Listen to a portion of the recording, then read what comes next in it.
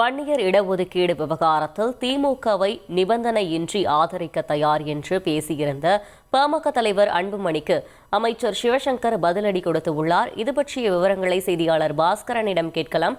பாஸ்கரன், வணக்கம். அமைச்சர் சிவசங்கர் கொடுத்திருக்கும் பதிலடியில் என்ன தெரிவித்திருக்கிறார்? இது தொடர்பான முழு விவரங்கள்.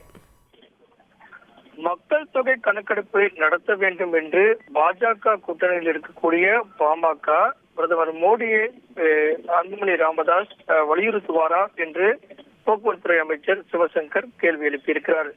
பாட்டாளி மக்கள் கட்சியிலேயே மூத்தவர்களை எல்லாம் தள்ளிவிட்டு அன்புமணி ராமதாஸ் அவர்கள் ஏன் தலைவரானார் என்ற கேள்வியை கேட்காமல் இருக்க முடியாது என்பதையும் அமைச்சர் சிவசங்கர் சுட்டிக்காட்டியிருக்கிறார்.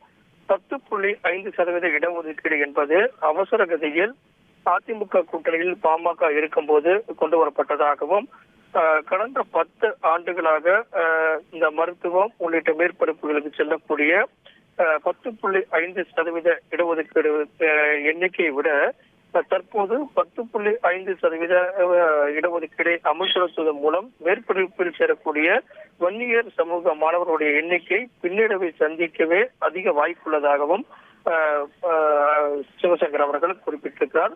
அன்புமணி ராமதாசுக்கு உண்மையிலேயே மிகவும் பிற்படுத்தப்பட்ட மக்கள் மீது அக்கறை இருக்குமானால் பாஜக கூட்டணியில் இருக்கக்கூடிய பாட்டாளி மக்கள் கட்சி ஜாதிவாரி மக்கள் தொகை கணக்கெடுப்பை உடனடியாக நடத்த வேண்டும், அதற்கு வலியுறுத்த வேண்டும், அதற்கு தைரியம் இருக்கிறதா என்பதையெல்லாம் கேள்வியாக முன்வைத்திருக்கிறார். 10.5% இடஒதுக்கீடு என்பது அவசர கதியில் கொண்டு வரப்பட்டது. ஆனால் அது குறித்தான தகவல்கள் எதுவும் இல்லாத காரணத்தால் அது குறித்தான தகவல்களை சேர்க்கக்கூடிய நடவடிக்கையில தான் தமிழக அரசு இறங்கி இருக்கிறது.